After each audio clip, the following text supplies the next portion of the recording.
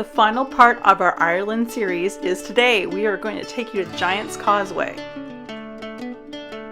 We wander around the town of Derry, also known as Londonderry, which has a rich and complex history.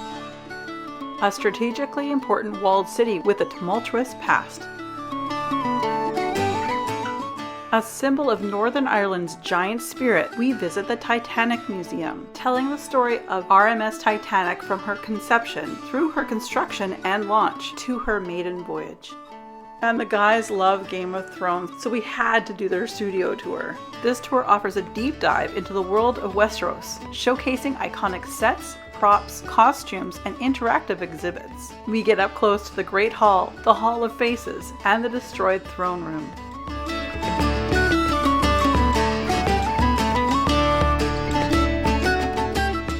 We then explore New Grange. This 5,200-year-old monument, or passage tomb, makes it older than Stonehenge and the Great Pyramids of Giza.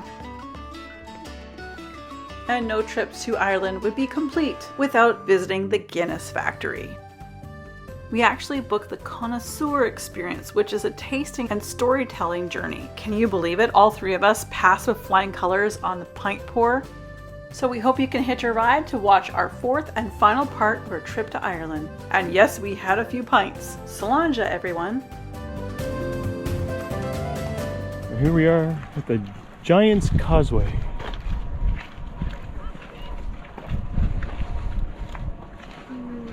Apparently there are buses to take you down, if you are so inclined.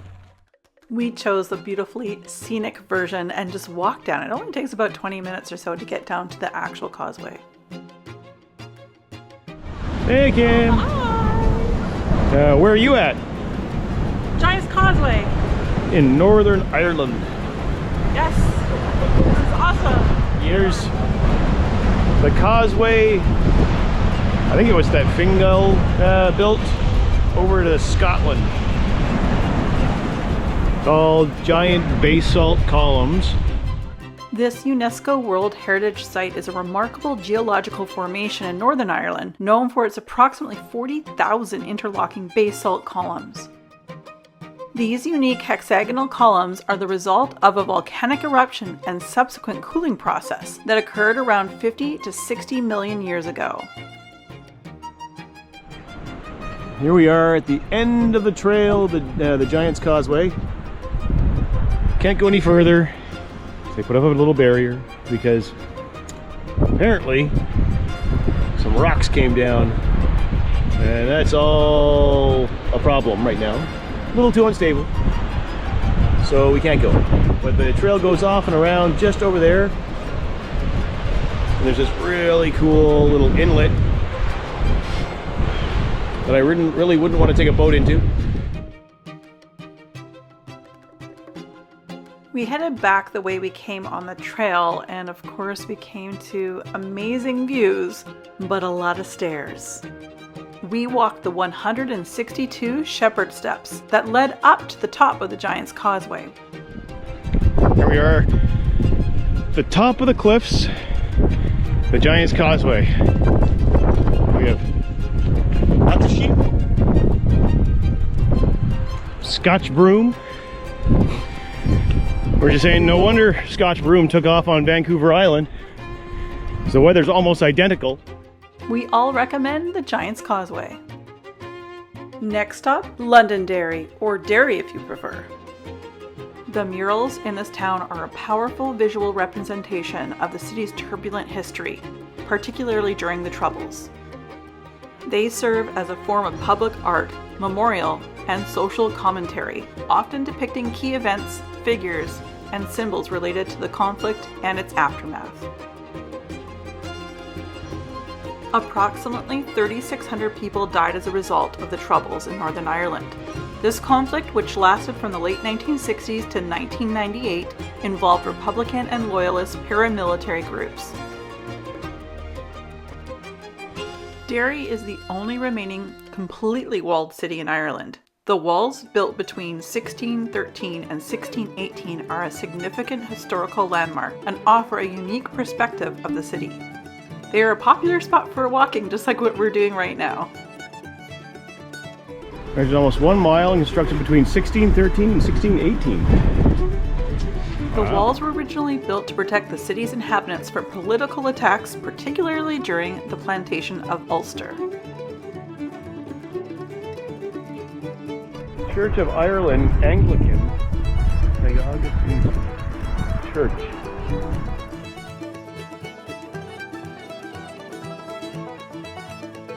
And as a huge fan of the Derry Girls on Netflix, I got a shot in front of their mural. Of course, Nelson took a picture of me with my eyes closed. Here I'm just going to show you some photos that we have of actual Belfast, Northern Ireland. This is the capital city of Northern Ireland. We did not spend a lot of time here, just one evening, as our hotel was actually a little bit out of the way, if you would. It was like a 25-minute drive by cab, so we just spent the one evening. We have one really good story to tell. Probably if anyone asks, we will let you know what that was all about, but it was very mischievous. No one got hurt, but the guys really enjoyed watching the show unfold before them. I'd like to come back and give it a little bit more time because we just didn't feel like we spent enough here. Before we left the city of Belfast, we had to go to a grocery store to look up the Irwin Bread Company. That is my maiden name, and my cousin James, his mother is an Irwin as well. So I forced my cousin James, against his will, har har har, to take a photo with us and some bread. The Titanic Museum is a must. This is a monument to Belfast's maritime heritage on the site of the former Harland and Wolff shipyard in the city's Titanic Quarter. In case you don't know, the Titanic, which was on its maiden voyage, was built in 1912, hit an iceberg, and sank just off the coast of Newfoundland, Canada. We took the self-guided tour across 9 interactive galleries.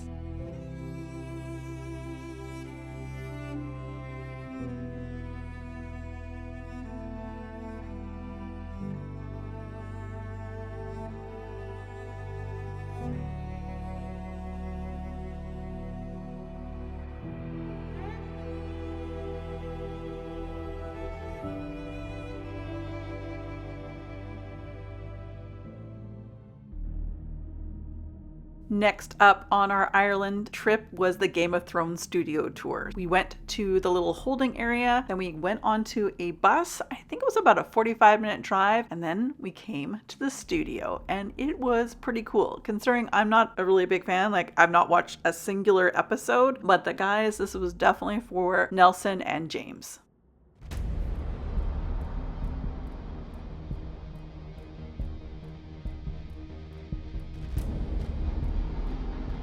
The White Walkers. The Night King. Hold the door!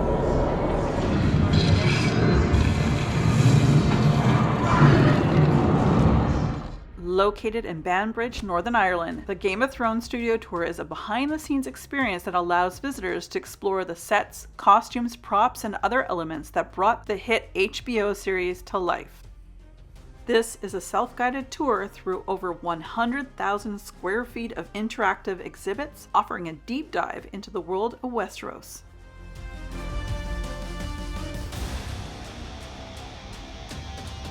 There's so many sets in each season, so the amazing thing is just all the teams pulling together and getting it done on time, really.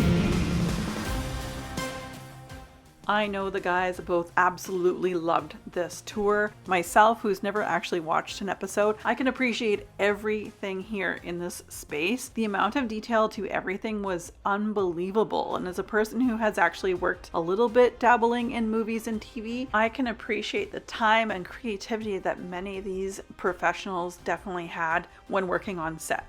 A fun fact that we learned while we were on this tour was that, of course, within the first couple seasons, they didn't really have much of a budget for really anything, so the costume designers had to become very creative. The character Sans wears a black cloak, all thanks to an IKEA rug that was dyed black. We're talking low budget, but I'm sure after the 3rd season, it was definitely increased.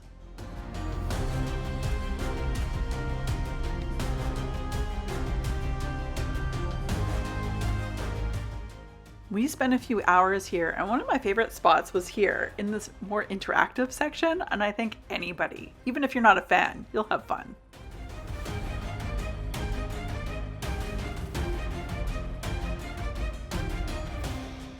The costumes were so amazing, and I believe most of these costumes were actually worn by the actors and actresses.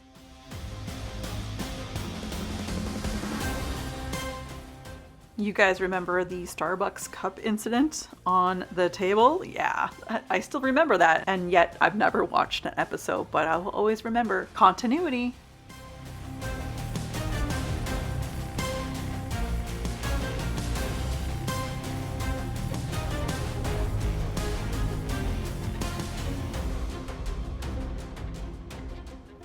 You may recognize a face on the Hall of Faces. Hi, Nelson.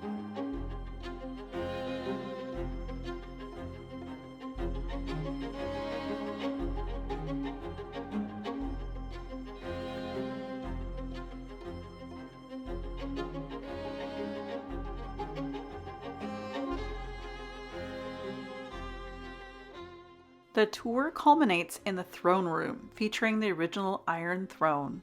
All of us give this one a 2 thumbs up. New Grange is a Stone Age or Neolithic monument, the jewel in the crown of Ireland's ancient East. New Grange was constructed about 5,200 years ago, which makes it older than Stonehenge and the Great Pyramids of Giza.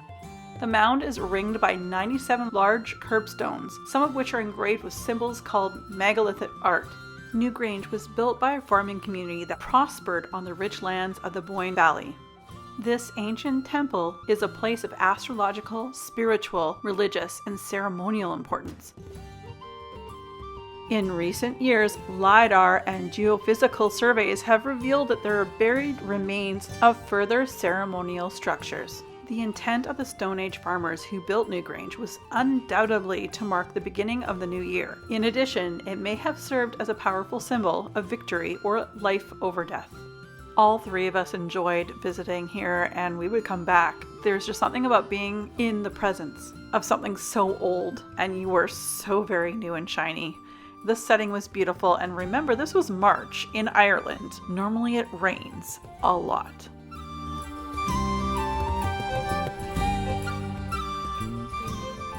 Over 300 monuments that we classify as a passage tomb. New Grange is the most famous, the most recognisable of these structures, but it's not the largest. The largest of them all is called Nout. That's at the back of New Grange, about 2 kilometres to the northwest. New Grange is the second biggest.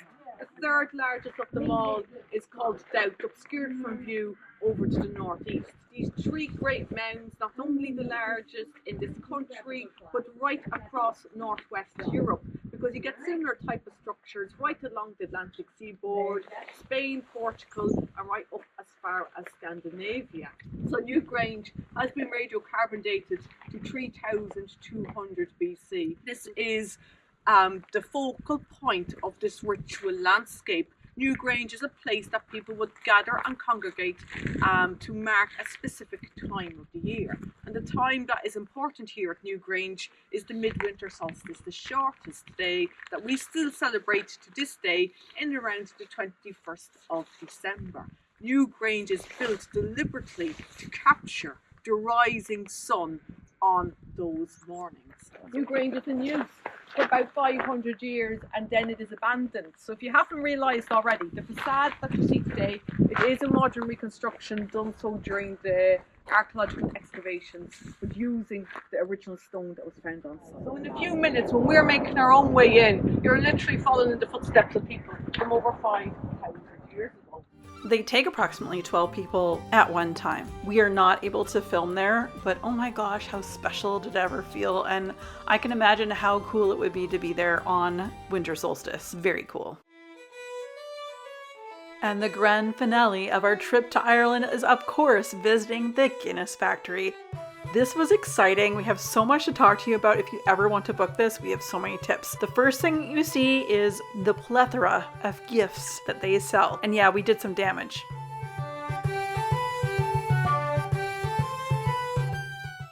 I also found us a Christmas ornament too. The Fine Crystal Company of Waterford is from Waterford, Ireland, so of course they make very expensive glasses that you can drink your Guinness from.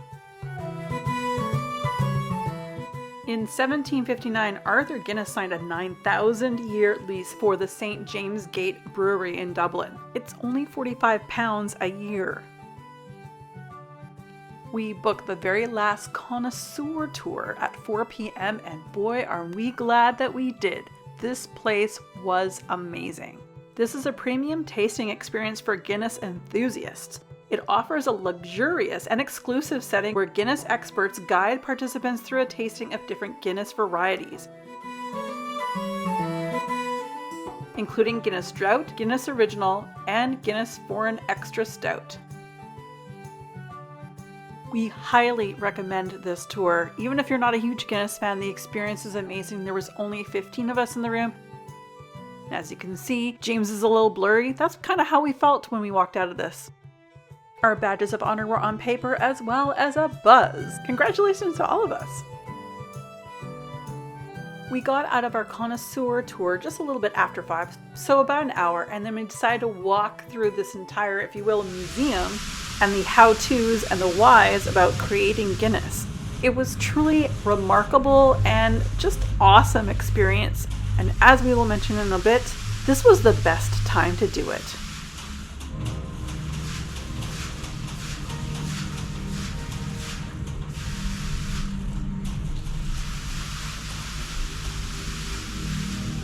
Probably spent over an hour in this entire museum, and again it's like 7 floors, the 7th being, well, you'll see at the end, but there's so many floors basically describing right from the very beginnings of Guinness why they do what they do, what for the most part they use, their true history, and the thick love that people have all over the world for Guinness. I mean, it's only made in Ireland and gets shipped all over the world. Over the years we perfected the art of roasting at St. James's Gate.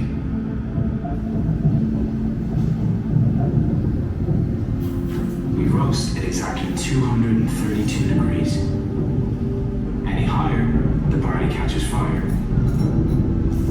Any lower, the beer won't develop its unique character. It's our roasted barley that gives Guinness its iconic colour, taste, and aroma. Doing this walkabout at the museum after the last connoisseur tour was the best. We were literally the only ones in this entire area for 5 stories. John Gilroy, artist, was recruited by S.H. Benson's advertising agency in 1925. Benson's ran the first ever advertising campaign for Guinness in 1929. John Gilroy is a mastermind behind some of the most legendary Guinness campaigns, 2 of which ran concurrently for nearly 30 years.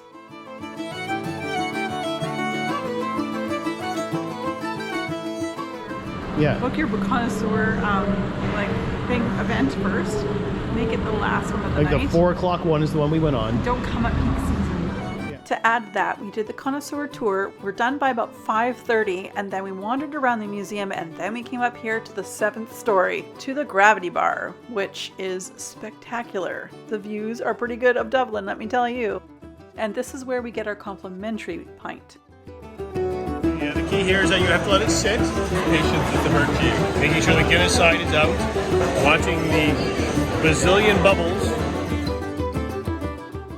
We even challenged each other with a little bit of a Guinness game. I think we did pretty good. The views up at the Gravity Bar were beautiful. This is sunset. Again, it's Ireland and in March. We all had such a great time and a few Guinness pints. But off to our next adventure. Wonder what that's going to be.